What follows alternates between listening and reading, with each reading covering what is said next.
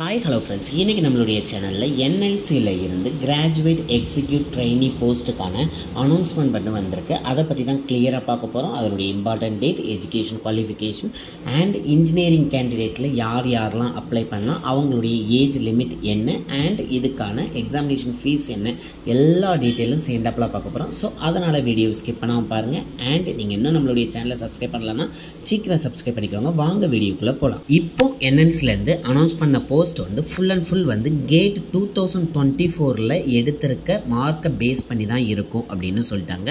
So gate 2024 நீங்கள் qualified ஆயிருந்தீங்கன்னா கண்டிப்பாக இந்த எக்ஸாமினேஷனுக்கு அப்ளை பண்ணலாம். அண்ட் இதனுடைய போஸ்டிங் எங்கெங்கெல்லாம் இருக்கும் அப்படின்னு பார்த்தீங்கன்னா மொத்தம் ரெண்டாக பிரிச்சிருக்காங்க, ஏரியா 1 ஏரியா 2ன்ட்டு.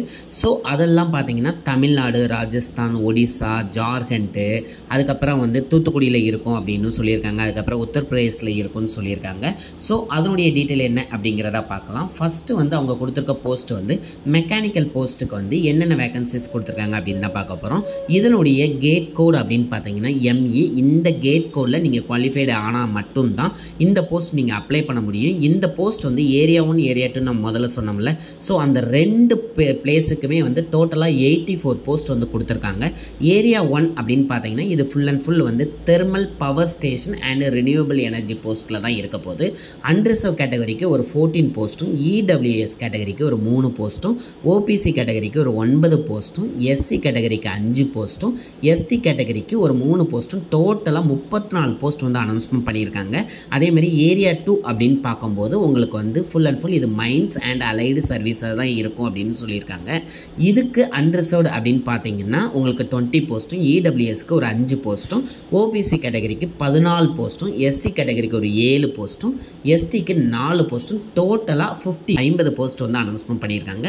நெக்ஸ்ட்டு வந்து அவங்க எலக்ட்ரிக்கலுக்கு அனௌன்ஸ்மெண்ட் பண்ணியிருக்காங்க. இதனுடைய கேட் கோட் அப்படின்னு பார்த்தீங்கன்னா EE. ஸோ இதில் குவாலிஃபைடாக இருந்தீங்க அப்படின்னா இந்த போஸ்ட்டுக்கு நீங்கள் அப்ளை பண்ணலாம். நம்ம ஏற்கனவே பார்த்த மாதிரி ஏரியா 1 அப்படின்னு பார்த்தீங்கன்னா அண்டர்சர்வ் கேட்டகரிக்கு 7 போஸ்ட்டும், EWSக்கு 1 போஸ்ட்டும், OPC கேட்டகரிக்கு 5 போஸ்ட்டும், SC கேட்டகரிக்கு 3 போஸ்ட்டும், ST கேட்டகரிக்கு 2 போஸ்ட்டும், மொத்தம் 18 போஸ்ட் ஏரியா 1க்கு மட்டும் கொடுத்துருக்காங்க. அதாவது தெர்மல் பவர் ஸ்டேஷன், ரினியூவபிள் எனர்ஜிக்கு. அண்ட் ஏரியா 2 அப்படின்னு பார்த்தீங்கன்னா அண்டர்சர்வ் கேட்டகரிக்கு 13 போஸ்ட்டும், அதேமாதிரி EWSக்கு 3 போஸ்ட்டும், OPC கேட்டகரி அப்படின்னு பார்த்தீங்கன்னா 8 போஸ்ட்டும், SC கேட்டகரிக்கு 4 போஸ்ட்டுமா, STக்கு 2 போஸ்ட்டுமா, டோட்டலாக 30 போஸ்ட் அனௌன்ஸ்மெண்ட் பண்ணியிருக்காங்க. அண்ட் ஏரியா 1 ஏரியா 2க்கு மட்டும் சேர்த்து எலக்ட்ரிக்கலில் 48 போஸ்ட் அனௌன்ஸ்மெண்ட் பண்ணியிருக்காங்க. அண்ட் தேர்டு கேட்டகரி அப்படின்னு பார்த்தீங்கன்னா சிவில் இன்ஜினியரிங் தான் கொடுத்துருக்காங்க. இதனுடைய கேட் கோடு அப்படின்னு பார்த்தீங்கன்னா CE. அண்ட் ஏரியா 1 அப்படின்னு பார்த்தீங்கன்னா அண்டர்சர்வ்டு வந்து 7 போஸ்ட் அனௌன்ஸ்மெண்ட் பண்ணியிருக்காங்க. அதேமாதிரி EWSக்கு 1 போஸ்ட்டும், OPC கேட்டகரிக்கு 4 போஸ்ட்டும், SC கேட்டகரிக்கு 5 போஸ்ட்டும், SC கேட்டகரிக்கு 2 போஸ்ட்டும், ST கேட்டகரிக்கு 1 போஸ்ட்டும், டோட்டலாக 15 போஸ்ட் அனௌன்ஸ்மெண்ட் பண்ணியிருக்காங்க. அதே மாதிரி ஏரியா 2க்கு வந்து உங்களுக்கு அண்டர்சர்வ்டுக்கு 4 போஸ்ட்டும், அதேமாதிரி EWSக்கு 1 போஸ்ட்டும், OPCக்கு 3 போஸ்ட்டும், SC கேட்டகரிக்கு 1 போஸ்ட்டும், ST கேட்டகரிக்கு 1 போஸ்ட்டுமா, டோட்டலாக 10 போஸ்ட் வந்து அனௌன்ஸ்மெண்ட் பண்ணியிருக்காங்க. ஸோ டோட்டலாக சிவிலுக்கு அப்படின்னு மட்டும் பார்க்கும்போது உங்களுக்கு 25 போஸ்ட் வந்து அனௌன்ஸ்மெண்ட் பண்ணியிருக்காங்க. அண்ட் லாஸ்ட்டாக நம்ம பார்க்க போகிறது வந்து கண்ட்ரோல் அண்ட் இன்ஸ்ட்ருமெண்டேஷனுக்கு வந்து உங்களுக்கு போஸ்ட் அனௌன்ஸ்மெண்ட் பண்ணியிருக்காங்க. இதனுடைய கேட் கோட் அப்படின்னு பார்த்தீங்கன்னா IN. அண்ட் ஏரியா 1க்கு அப்படின்னு பார்த்தீங்கன்னா அண்டர்சர்வ்டுக்கு 4 போஸ்ட்டும், EWSக்கு 1 போஸ்ட்டும், OPC கேட்டகரிக்கு 3 போஸ்ட்டும், SC கேட்டகரிக்கு 1 போஸ்ட்டும், ST கேட்டகரிக்கு 1 போஸ்ட்டுமா, டோட்டலாக ஏரியா 1க்கு மட்டும் 10 போஸ்ட் இதில் அனௌன்ஸ்மெண்ட் பண்ணியிருக்காங்க.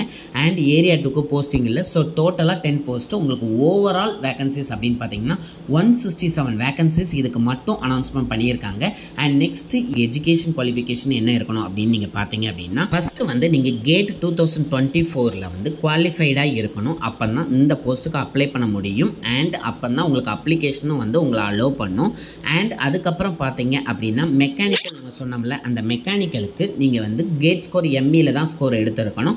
அது மட்டும் இல்லாமல் நீங்கள் ஃபுல் டைம் அல்லது பார்ட் டைமில் நீங்கள் கண்டிப்பாக மெக்கானிக்கல் இன்ஜினியரிங் அல்லது மெக்கானிக்கல் அண்ட் ப்ரொடக்ஷன் இன்ஜினியரிங் கண்டிப்பாக முடிச்சிருக்கணும். இதுவே எலக்ட்ரிக்கல் போஸ்ட்டுக்கு நீங்கள் அப்ளை பண்ணுறதா இருந்தால் கேட் கோடு வந்து EE, அதை நோட் பண்ணிக்கோங்க. அண்ட் எஜுகேஷன் குவாலிஃபிகேஷனை பொறுத்தவரை ஃபுல் டைம் பார்ட் டைம் எது முடிச்சிருந்தாலும் நீங்கள் வந்து எலக்ட்ரிக்கல் இன்ஜினியரிங் முடிச்சிருக்கணும். அப்படி இல்லை அப்படின்னா ECE, electrical and electronics engineering, அப்படி இல்லை அப்படின்னா பவர் இன்ஜினியரிங் முடிச்சிருந்தாலும் நீங்கள் அப்ளை பண்ணலாம். இதுவே சிவில் டிபார்ட்மெண்ட்டாக இருந்தீங்கன்னா கேட் கோட் CE. இதுலேயும் வந்து நீங்கள் ஃபுல் டைம் பார்ட் டைமில் கண்டிப்பாக சிவில் இன்ஜினியரிங் அல்லது சிவில் அண்ட் ஸ்ட்ரக்சரல் இன்ஜினியரிங் முடிச்சிருந்தால் அந்த போஸ்ட் அப்ளை பண்ணலாம்.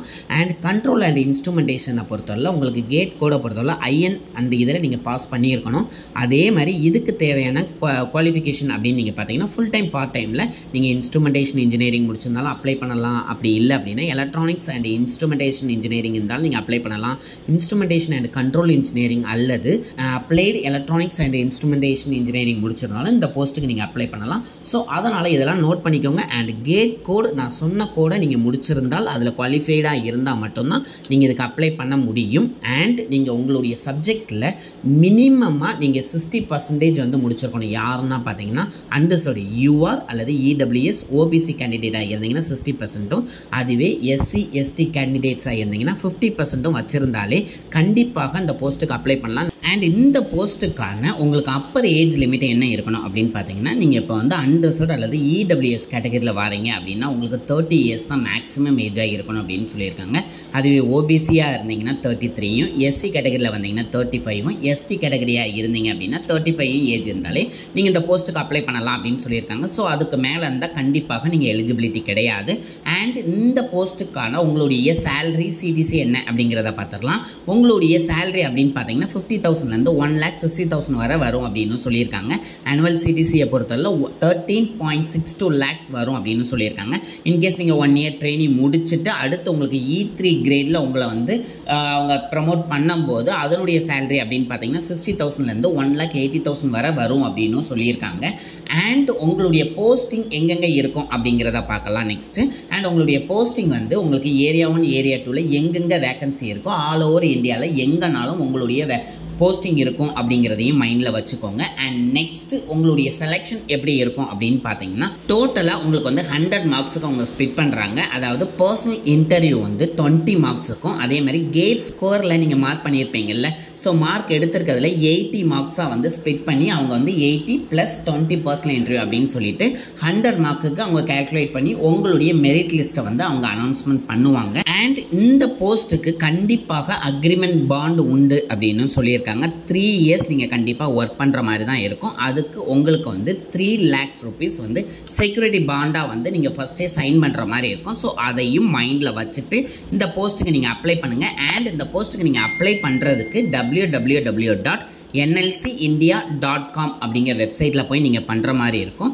ஸோ உங்களுடைய இதை அப்ளை பண்ணும்போது நீங்கள் கண்டிப்பாக உங்களுடைய கேட் 2024க்குள்ளே அந்த ஹால் டிக்கெட் அண்ட் அதுக்கப்புறம் மார்க் ஷீட் ரெண்டையும் கையில் வச்சுக்கோங்க. அதுக்கப்புறம் மொபைல் நம்பர், இமெயில் ஐடி, உங்களுடைய நேம் கரெக்டாக இருக்கா அப்படிங்கிறதையும் செக் பண்ணிக்கோங்க. மொபைல், இமெயில் ஐடி ரெண்டுமே வந்து ரொம்ப இம்பார்ட்டன்ட். ஏன்னா உங்களுக்கு வரக்கூடிய நோட்டிஃபிகேஷன் எல்லாமே எஸ்எம்எஸ் அல்லது இமெயிலில் தான் உங்களுக்கு வந்து அனௌன்ஸ்மெண்ட் பண்ணுவாங்க.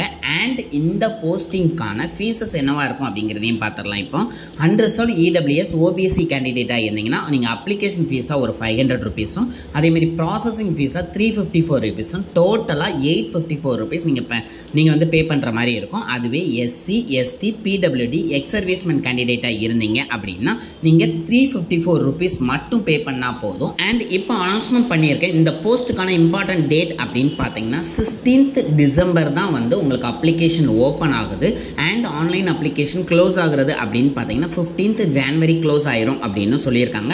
ஸோ அந்த டைமில் உங்களுடைய ஃபீஸ் பேமெண்ட்டு அதுக்கப்புறம் அப்ளிகேஷன் எல்லா டீட்டெயிலும் ஃபில் பண்ணி க்ளோஸ் பண்ணுறது வந்து 15 தான். ஸோ வேறு எந்த எக்ஸப்ஷன் டேட்டும் அவங்க கொடுக்கல. ஸோ அதனால் டேட்டை கிளியராக நோட் பண்ணி வச்சுக்கோங்க. அண்ட் நான் இப்போ கொடுத்த எல்லா டீட்டெயிலையும் நான் நோட்டிஃபிகேஷனாக நம்மளுடைய டிஸ்கிரிப்ஷனில் கொடுத்துட்றேன். அண்ட் இதை அப்ளை பண்ணும்போது உங்களுக்கு ஏதாவது டவுட் இருந்தாலும் கண்டிப்பாக எனக்கு கமெண்ட் பண்ணுங்கள், நான் உங்களுக்கு கண்டிப்பாக ரிப்ளை பண்ணுறேன். அண்ட் இந்த வீடியோவை நிறைய பேருக்கு ஷேர் பண்ணுங்கள். அப்ளை பண்ணுறவங்களுக்கு ரொம்ப யூஸ்ஃபுல்லாக இருக்கும். அதே மாதிரி ரெகுலர் கவர்மெண்ட் ஜாப் அலர்ட் உங்களுக்கு தெரியணும் அப்படின்னா கண்டிப்பாக நம்மளுடைய சேனலை சப்ஸ்கிரைப் பண்ணிக்கோங்க. அப்போ தான் நான் போடுற வீடியோ உங்களுக்கு ரெகுலராக ரீச் ஆகும்.